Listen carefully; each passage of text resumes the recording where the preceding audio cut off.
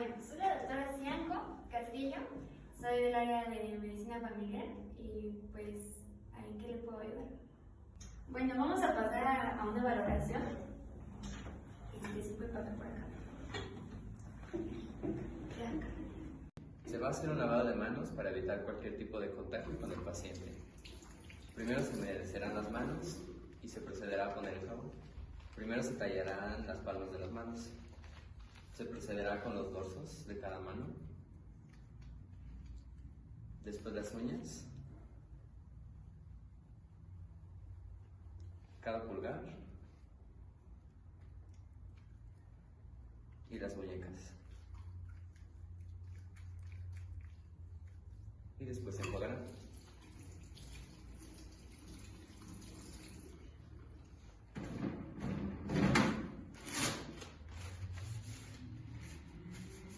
Primeramente, para realizar la exploración al paciente, le vamos a pedir que descienda sus manos a los costados y le vamos a comentar al paciente todo lo que vamos a realizar durante la exploración. En este caso, le vamos a decir al paciente que vamos a recubrir o a descubrir su playera hasta la apófisis sifoides, de tal manera que estemos doblando la playera hacia adentro, y con la ayuda de una toalla,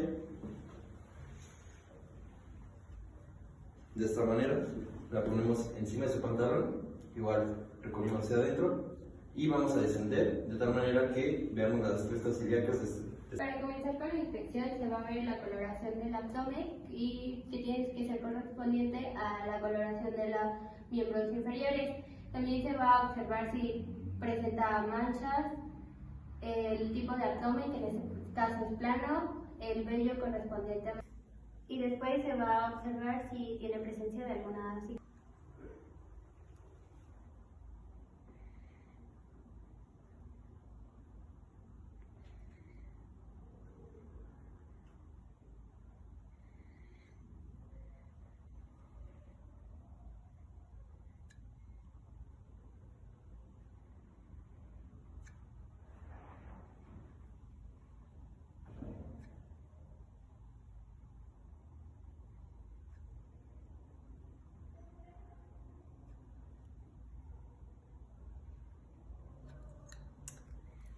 Ahora pasaremos a lo que es la auscultación. De igual manera se va a hacer en las regiones y aquí vamos a escuchar lo que son los ruidos peristáticos, que son de 5 a 35 sobre minuto. Después vamos a pasar a la percusión. Aquí en este se va a delimitar los espacios del abdomen, que es hipocondrio derecho, epigastrio, hipocondrio de izquierdo, mesogastrio, flanco izquierdo, flanco derecho, fosa ilíaca derecha, hipogastrio y fosa ilíaca izquierda. Comenzamos en hipocondrio derecho.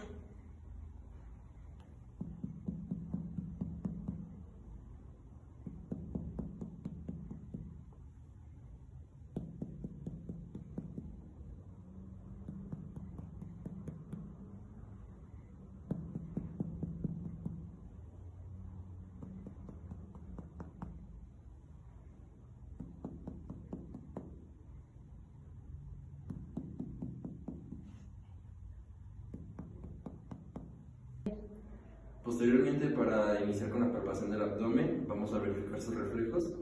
Preferentemente va a ser con una pluma, con un objeto alargado, y se va a hacer esto de la siguiente manera, verificando que el paciente no tenga ninguna reacción ante esto. Luego, con la palma de la mano, avisamos al paciente, en este caso como la mano está fría, vamos a avisar que lo vamos a pasar por todo su abdomen, de tal manera. Eso para verificar que no haya presencia de masas o algo que esté molestando al paciente. Ahora vamos a realizar la exploración de hígado. En este caso vamos a delimitar el reborde costal. Y con estas dos manos vamos a colocar la mano dominante aquí, la otra mano aquí. Le vamos a pedir que inhale el aire, que lo exhale, otra vez que lo vuelva a inhalar. Y vamos a hacer un movimiento como de cuchara, verificando de que al momento de que esté inhalando de nuevo el aire, el hígado descienda y vamos a sentir el borde. Ahora vamos a realizar la maniobra de gancho. Esta nos vamos a colocar de esta manera, de tal forma que tengamos mayor facilidad a la hora de maniobrar. Y vamos a hacer la mano de la siguiente forma.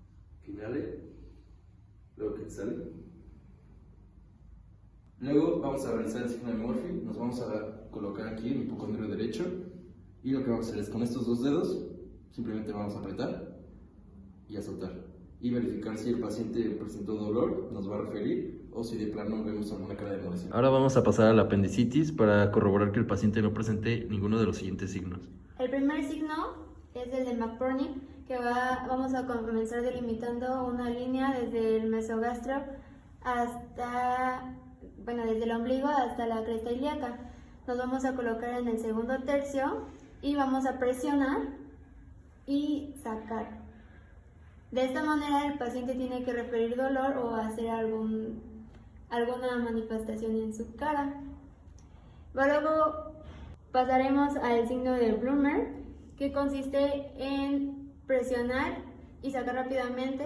De esta manera el paciente tiene que referirnos si sintió dolor al momento de comprimir o descomprimir. Vamos a pasar al signo de Jacob, que va a consistir en comprimir la fosa ilíaca a la izquierda, de tal manera que si el paciente siente dolor en la fosa ilíaca derecha, es un signo positivo de apendicitis.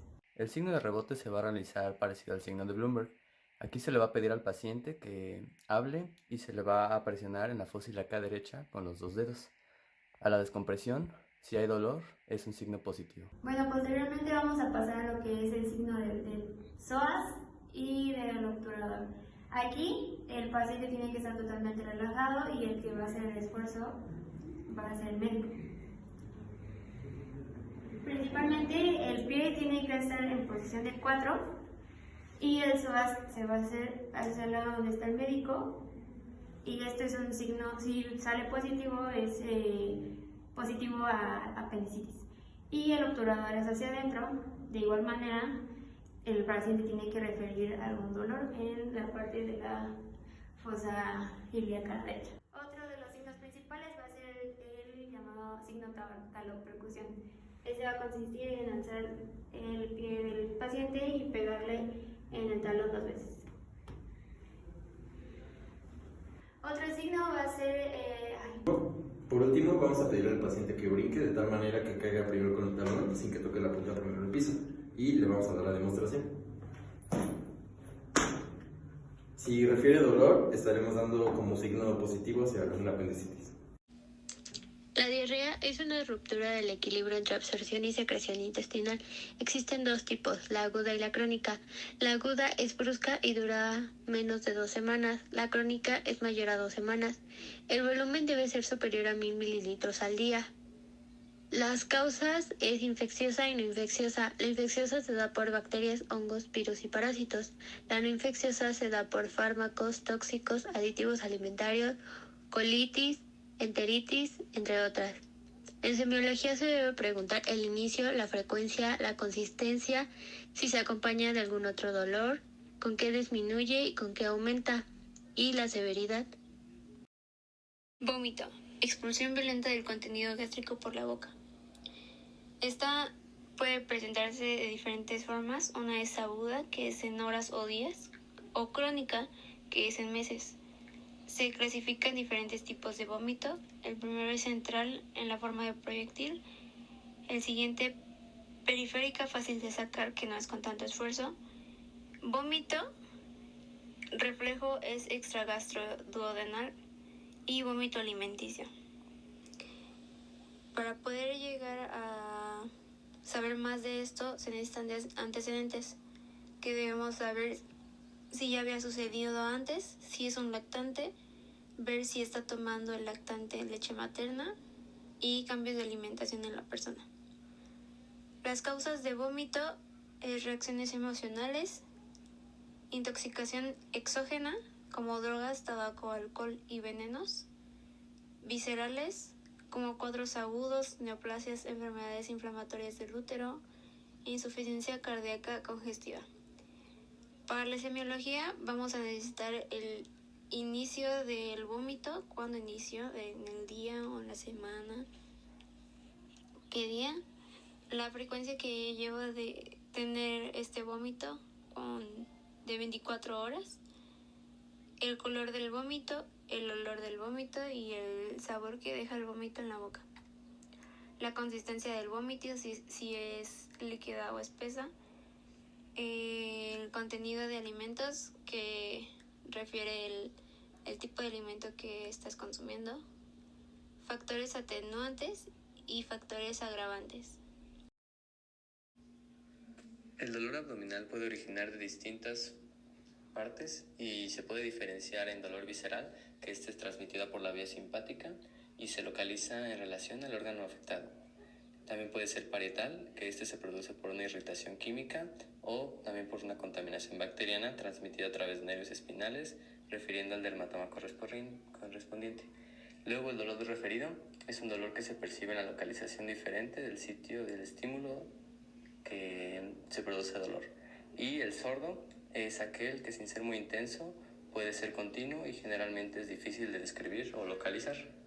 En la semiología del dolor se debe preguntar lo siguiente: su localización, se debe preguntar también la cronología, es decir, de manera que se oriente la causa del dolor, y se pregunta sobre la rapidez de la que inició, su cuadro de dolor, si fue súbito o progresivo, si es continuo o intermitente y la duración de los síntomas.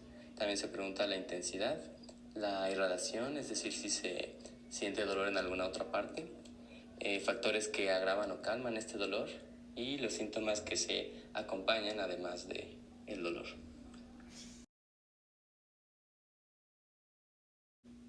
Constipación y obstipación.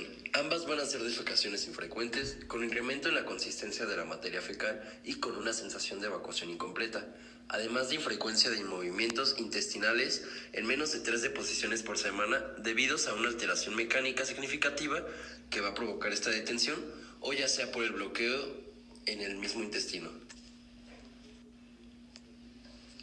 Para decir que tiene constipación u obstipación, necesita la presencia de 2 o más síntomas en el siguiente listado.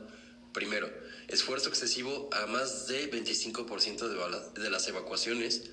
Segundo, heces duras o caprinas en más de 25% de las evacuaciones. Tercero, sensación de evacuación incompleta en más de 25% de las evacuaciones.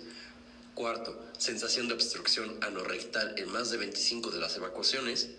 5. Maniobras manuales para facilitar la salida de materia fecal en más de 25% de las evacuaciones. 6. Menos de 3 evacuaciones por semana, como habíamos comentado anteriormente. Y 7. Ausencia de evacuaciones líquidas y criterios insuficientes para el diagnóstico de síndrome de intestino irritable. Estos criterios deben cumplirse en los últimos 3 meses con inicio de los síntomas, al menos 6 meses antes del diagnóstico.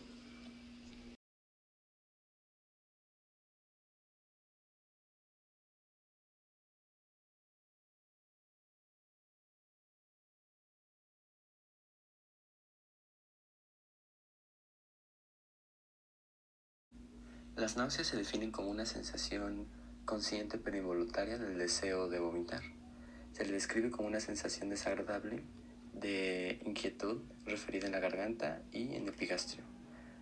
Hay 2 maneras de identificar las náuseas. Una es de manera orgánica, que estas tienen origen gastroduodenal. Hay cambios en la presión intracraneal, patologías del abdomen y tórax. Y las funcionales es por medio de personas hipersensibles, estímulos visuales, olfatorios o gustativos y desagradables. Y en la historia clínica se le va a preguntar al paciente para saber así definir qué tipo de náuseas es.